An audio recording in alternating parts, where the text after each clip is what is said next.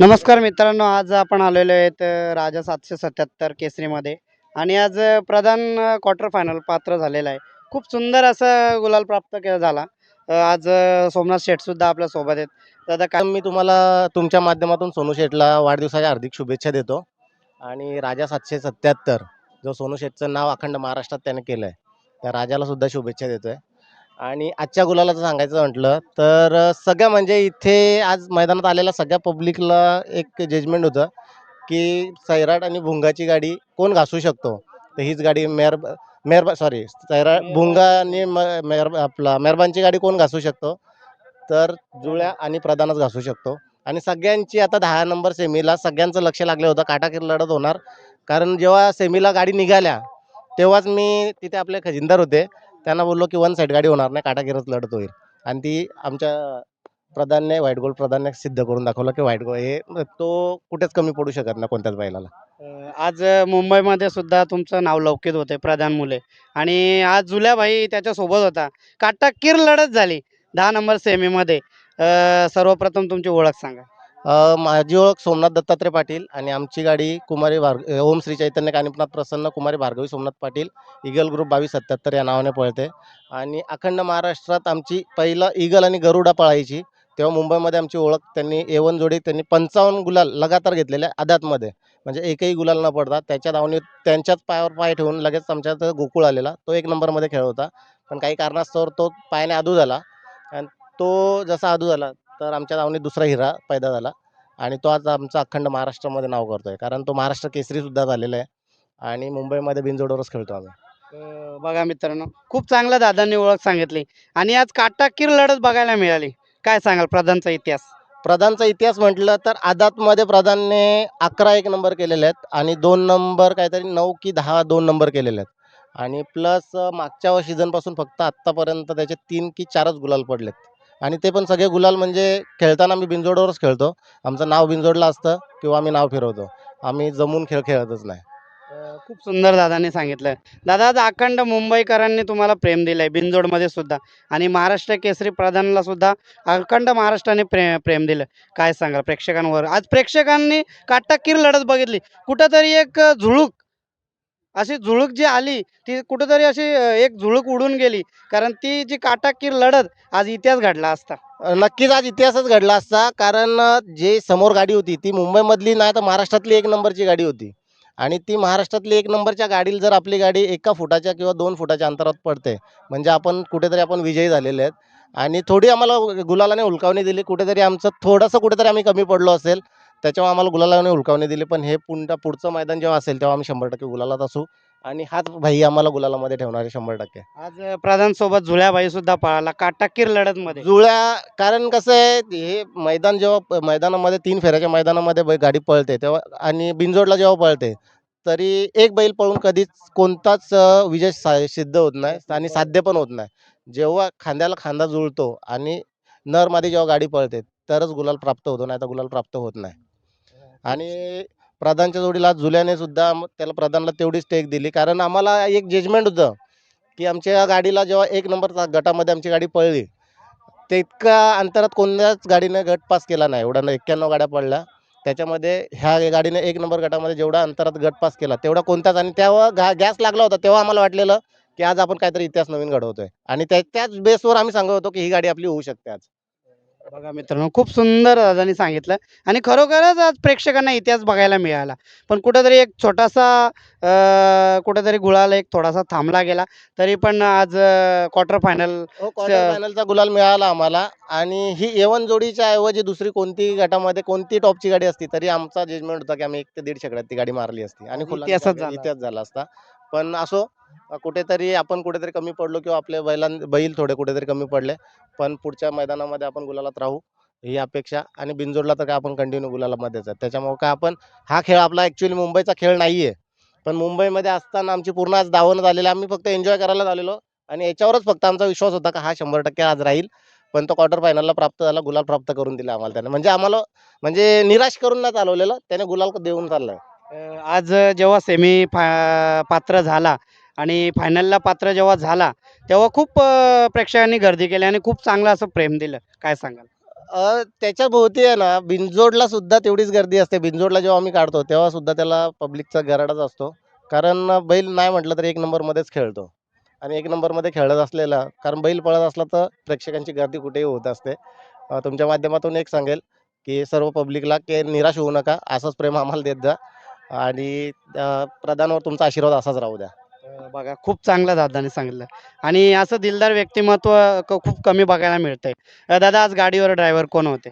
गाडीवर ड्रायव्हर आमचे सोपान ड्रायव्हर होते नाशिकचे आणि जुळ्याचं नियोजन तेच करतात. जुळ्याची गाडीसुद्धा तेच हाकलतात. फक्त आम्ही प्रधान कसं आमचा कोणत्याही ड्रायव्हरच्या हातावर पळतो.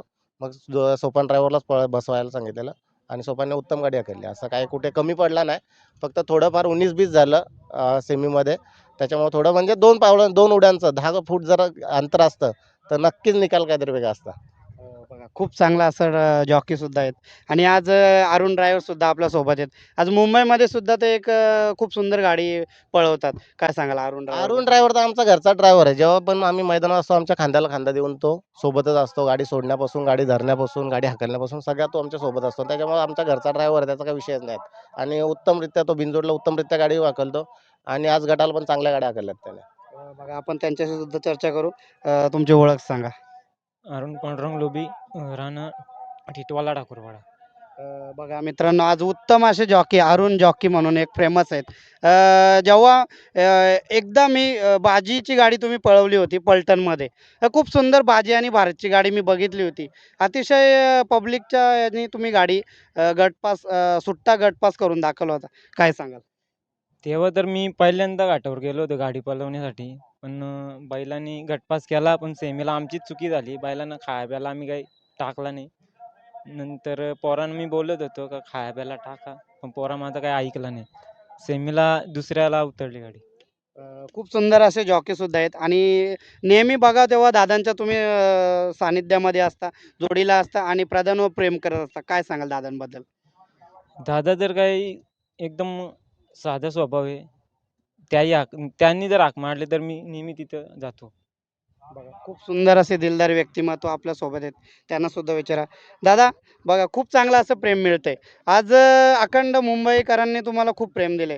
काय आज सांगाल? शर्यत क्षेत्रामध्ये काय अनुभव द्याल त्यांना? शर्यत क्षेत्रामध्ये मी सांगतो तुम्हाला, का शर्यत क्षेत्रामध्ये जेवढं नाव झालंय आजपर्यंत राजकारणात जरी असतो, आम्ही राजकारणामध्ये ॲक्टिव्ह आहे. पण राजकारणामध्ये म्हणजे जिथून राजकारण समजायला लागलंय, तिथून मी राजकारणामध्ये पण ॲक्टिव्ह आहे. मी भिवंडी तालुका शिवसेना सचिव आहे.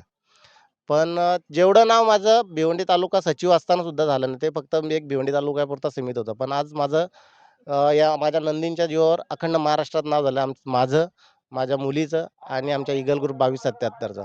पूर्ण अखंड महाराष्ट्रात म्हणजे ईगल ग्रुप जिथे पण आला तर विषय असा होतो, की एक तर प्रधान असेल, एक तर सिकंदर असेल, एक तर गोकुळ असेल. कुठेतरी इतिहास घडेल. कुठेतरी इतिहास घडेल. कारण सिकंदर आणि प्रधानची येऊन गाडी आमची एकदम म्हणजे सुट्टी लागलेली. ड्रायव्हरला असं वाटलं की गाडी खुली सॉरी गोकुळची आणि सिकंदरची. त्याच्यामध्ये ड्रायव्हरला काय वाटलं की गाडी खुली निघाली आहे आणि मध्ये कोणतरी गाडी घुसली आणि तिथे सुद्धा आम्ही मार खाल्ला. नाहीतर ती पण गाडी आमची आज नाही म्हटलं ती तरी गाडी गुलालात असती. बघा खूप चांगलं सांगा दादाने सांगितलं. मागील उंबरवेढा मैदानामध्ये सिकंदरने एक मोठा इतिहास घडवून दाखवला होता. खूप सुंदर बिनजोड मारली होती आणि गुलाल प्राप्त झाला होता.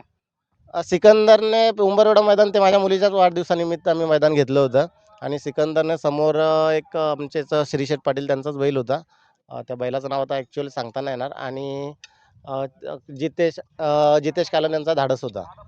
ते अंतरात गाडी झालेली आणि त्याच मैदानामध्ये आमची फक्त याची पण गाडी थोडक्यात पडली होती. एक 1-1.5 फुटाच्या अंतरावर पडली असेल म्हणजे पेंडिंगला होती गाडी आणि तेव्हा पडली होती. पण ती 1 नंबरची गाडी खेळलेलो आम्ही. जेव्हा तुम्ही उंबरवेढा मैदान घेतला, खूप सुंदर असं नियोजन आणि अखंड मुंबईकरांना एक मैदान बघायला मिळालं. उंबरवेढा मैदान ॲक्च्युअली कसं आहे, उंबरवेढा फाटी ही मुंबईमधली सगळ्यात बेस्ट फाटी आहे. उंबरवेढा त्याच्यानंतर म्हटलं तर मोहोची फाटी, की ते खूप लांबडी फाटी आहे आणि लांबड्या पल्ल्याची जी बैलं पळतात, ती 100% तिथे पळणार म्हणजे पळणार आणि पळायला पण अतिशय उत्तम फाटी आहे. प्लस तुमच्या खाली थांबायला पण उत्तम आहे आणि पुढेच म्हणजे खाली जेव्हा गाडी सुट्टीला जातात, तिथे गाड्या ॲट अ टाईम 200 गाड्या गेल्या तरी पण इतकी सफिशियंट जागा आहे. प्लस पुढे येताना थांबते गाडी, तिकडे सुद्धा खूप जागा आहे आणि उंबरवेढा मैदान एक नंबर आहे. प्लस आम्ही जेव्हा मैदान घेतलं, तेव्हा खूप प्रेक्षकांनी आम्हाला भरभरून प्रतिसाद दिला आणि फक्त आमची थोडीशी तिथे चुकी झाली. ती आम्ही मान्यही केली, की आम्हाला जेव्हा नाव नोंदणी करायला पाहिजे होती, त्या 2 ते 3 रो लावायला पाहिजे होते आम्ही. ते आम्ही एकच म्हणजे आम्हाला अनुभव नसल्यामुळं काय झालं, की आम्ही एकच पावती बुक ठेवलं आणि तिथे थोडी गडबड झाली. नाहीतर मैदान अतिशय सुरेख पार पडलेलं आणि मैदान 10 वाजता सुरू झालेलं. 6 वाजेपर्यंत 140 गाड्या पळवून झालेल्या. तेव्हा तर दिवस छोटा होता. पण 140 आणि सगळ्या गाड्या पण मोठ्या झालेल्या आणि तिथून उंबरवेढा मैदान म्हणजे नावारूपाला आलं. मुंबईमध्ये उंबरवेढा मैदान हे सगळेजण ओळखायला लागले. बघा खूप चांगलं असं तुम्ही नियोजन सुद्धा केलेले आणि तिथे नियम सगळ्यात म्हणजे तिथे LED लावण्यात आल्या होत्या. त्याच्यानंतर अजून एक नियम खाली पट्टी पट्टी होती. वापरायचा महत्त्वाचा नियम निघाला पहिल्यांदाच मुंबईमध्ये. मुंबईमध्ये आम्ही तो इम्प्लिमेंट केला पहिल्यांदाच पट्टीचा नियम. पण आता मुंबईमध्ये सगळ्याकडे तो मी फॉलो होतोय. उसाटणा मैदानामध्ये होतो, बोनिवली मैदानामध्ये म्हणजे आपण कुठेतरी प्रयोग करण्याचा प्रयत्न केला, पण तो सक्सेस झाला. फक्त आपल्या गाड्या एक 10 फूट पुढे सरकल्या कारण तिथे कसं बैलांनी लघवी वगैरे केली. त्याच्यानंतर विष्ठा टाकली त्याच्यामुळं तिथे घाण झाली. मग पुढे फक्त जेव्हा पहिल्यांदा सोडत होतो आपण 4 ते 4:30 वाजेपर्यंत पट्टीवरनं गाडी सोडत होतो. नंतर जेव्हा गाड्या सोडल्या आपण 4:30च्या नंतर पट्टीवर गाड्याचं चाक ठेवत होतो. एवढंच. पण पट्टीचा नियम हा सक्सेसच झाला तिथे.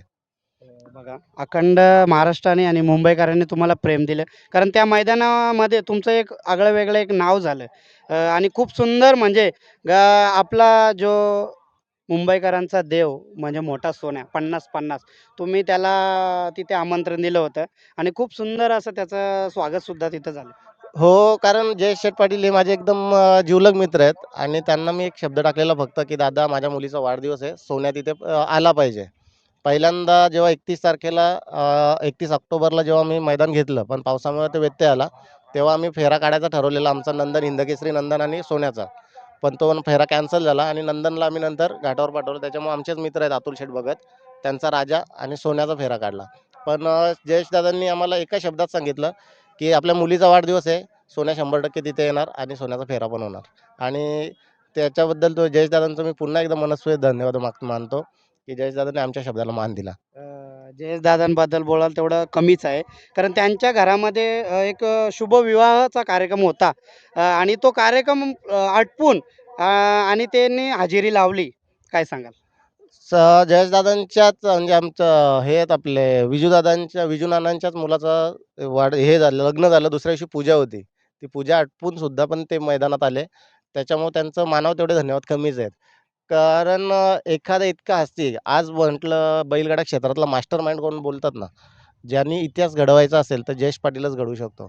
जी गाडी मरत नसेल तर सोनारपाडा त्याला इतिहास साक्षीदार असतो आणि जयेश पाटलासारखा मास्टर माइंड बैलगाडी क्षेत्रात तरी आजपर्यंत मी बघितला नाही. कारण आमचं बैलगाडी क्षेत्रातलं जे हे आहे म्हणजे अ, कार्य म्हणजे काय बोलतात त्याला, अनुभव एक 3 ते 4च वर्षाचा. आम्ही 8 ऑक्टोबर 2023ला आमचं शर्यत क्षेत्र चालू केलं पण आज आम्ही 1 नंबरमध्ये खेळतोय. हे आमचं महत्भाग्य आहे. आणि ते जयेशदादांचं वगैरे मार्गदर्शन सगळं, की कसं खेळलं पाहिजे, कशा गाड्या पकडल्या पाहिजेत. त्याच्यामुळे जयेशदादांचा खूप धन्यवाद मानेन मी. अखंड महाराष्ट्राने सोन्या 50-50ला प्रेम दिलं आणि मुंबईकरांची तर शानच राहिली. आता कुठेतरी एक नवीन खरेदी बघायला मिळते शंभूची जयेश दादांच्याकडं. त्याच्यानंतर त्यांच्याकडे एक नवीन घरचा खोंडसुद्धा तयार होतोय. काय होणार नवीन वर्चस्व पुन्हा बघायला मिळणार आहे का? 100 ना 1001% शंभूचं तर मी काही सांगू शकत नाही. पण उज्जैन 1,00,000% पळणार. कारण त्याच्यामध्ये सोन्याचे सगळे गुण दिसतात. जसा सोन्या आक्रमक आहे तसा तो आक्रमक आहे. जसा सोन्या गरम आहे तसा तो गरम आहे. त्याच्यामुळे 1,00,000% उज्जैन पळणार म्हणजे पळणार आणि पुन्हा काहीतरी इतिहास घडणार.